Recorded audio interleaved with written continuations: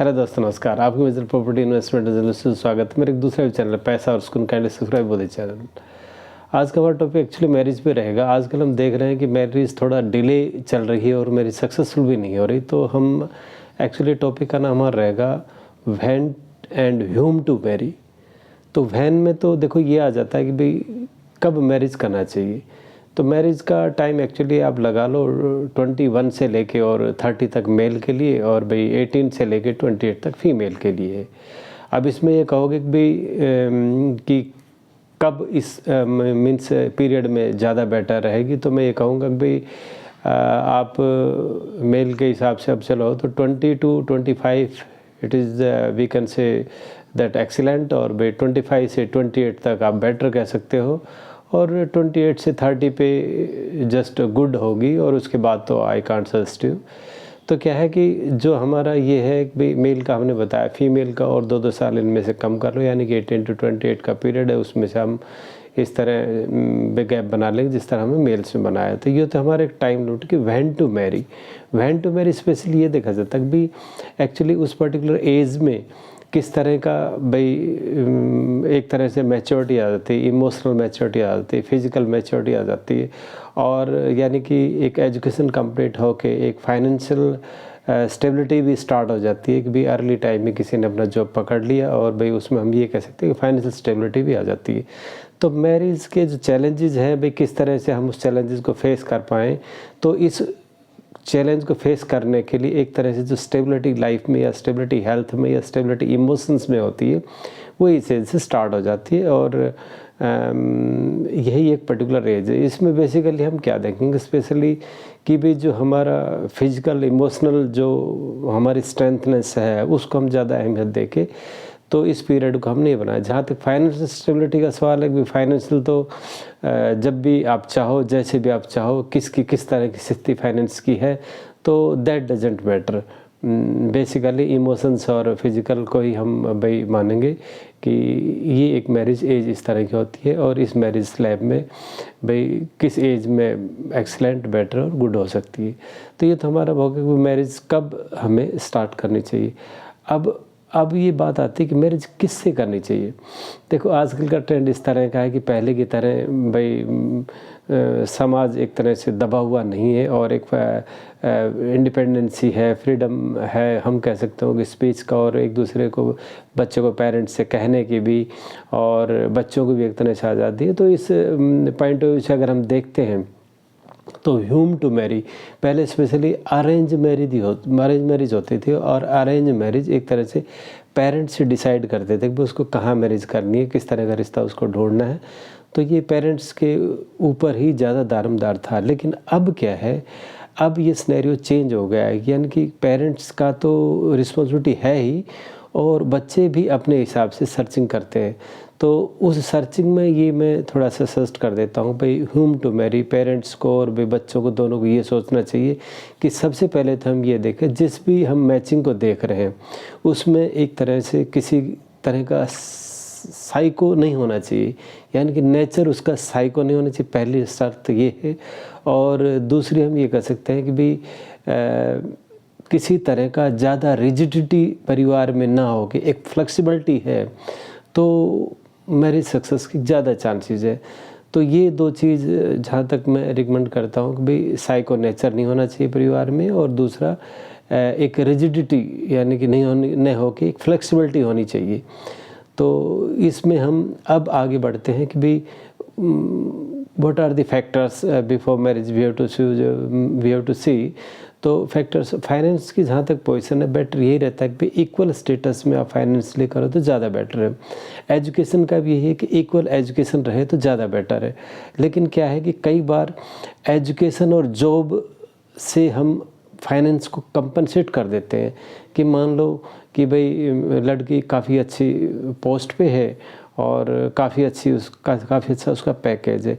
दूसरी तरफ भाई ये है कि दूसरा पार्टनर बिजनेसमैन है और अच्छा उसका अर्निंग है, यानी कि उसका इकोनॉमिक जो कंडीशन है वो बहुत ज़्यादा साउंड है विद रिस्पेक्ट टू भाई हम फीमेल से कहें। लेकिन फीमेल्स में एजुकेशन और जॉब का भाई, तो इसमें थोड़ा बहुत कंपनसेट भी हो जाता है।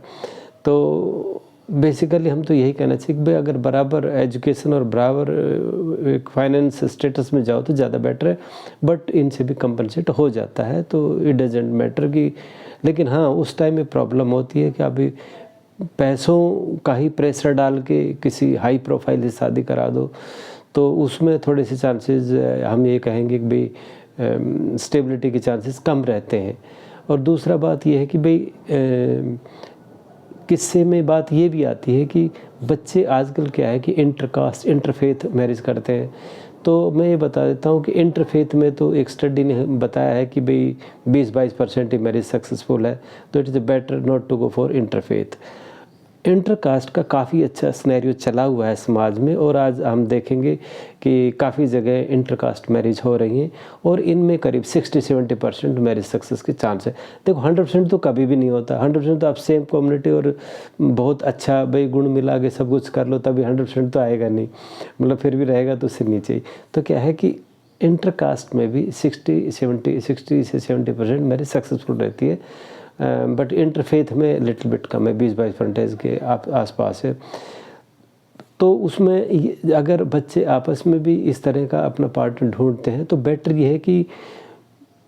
तो यह है कि उसको करीब 8-10 साल से जानो, लेकिन अगर उसको 2-4 साल से भी जानते हो तो ज़्यादा बेटर है कि आप उसके नेचर को आइडेंटिफाई कर पाओगे, उसके परिवार को भाई, उसके जो फ्रेंड सर्कल है, उसकी आदतें एक दूसरे की, तो थोड़ा बहुत हम इसमें जान पाएंगे। तो क्या है कि थोड़ा अंडरस्टैंडिंग हम ये कह सकते हैं कि भी एक दूसरे के साथ कर सकते हैं। तो कम से कम 2-4 साल तो नोन होना ही चाहिए, और अगर डायरेक्टली नोन ना भी है तो थ्रू रिलेटिव फ्रेंड्स या इस तरह से, पहले कहते थे ना भी खानदान कैसा है, घर वर देखो क्या है, किस तरह का नेचर कैरेक्टर वगैरह है, कहाँ पे भाई कोई लड़के के मामले में ड्रग का मामला तो नहीं है, तो एडिक्ट तो नहीं है नशे वगैरह का। तो मेरा कहने का मतलब है कि इस तरह का वेरिफिकेशन तो करना ही चाहिए।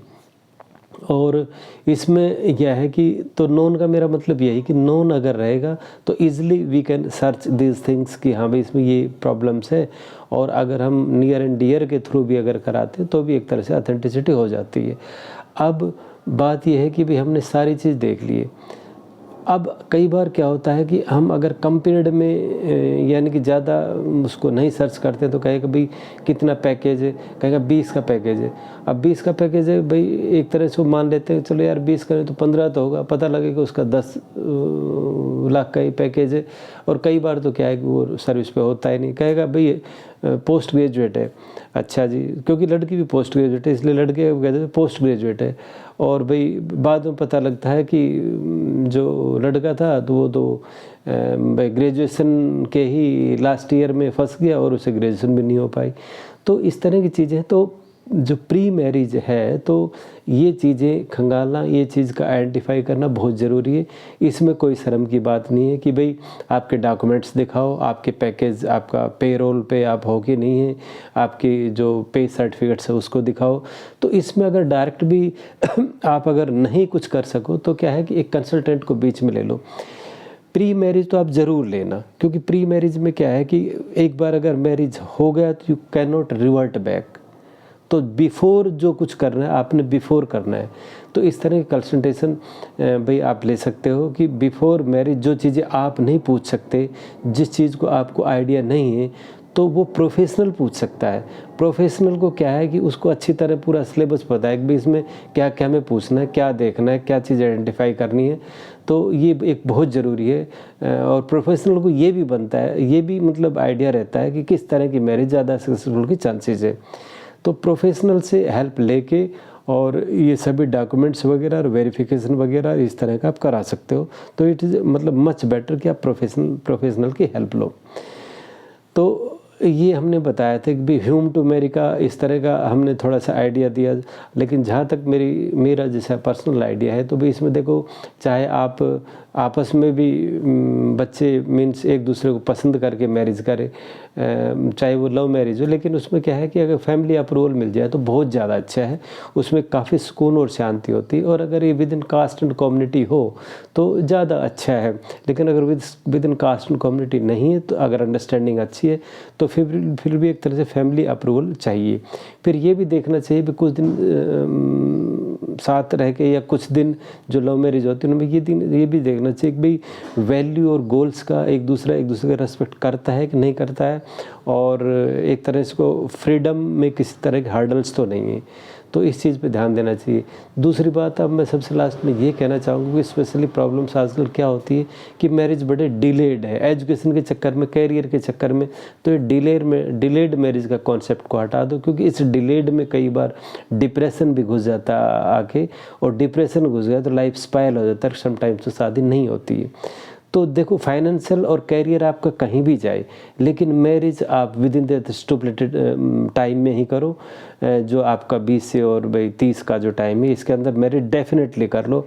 इमैटेरियल of any exigency, you do marry within the within the period of 20 to 30 years of days।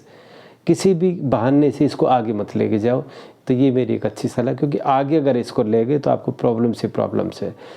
तो खैर, वीडियो को ज़्यादा बड़ा ना करते, हम यहाँ पे इसको समराइज़ यही करते हैं कि भाई you must be very vigilant, और हम कह सकते हैं कि भाई वेरी अवेयर, और भाई with in the time line you must marry so that you can lead a successful life. Thank you very much. Thank you.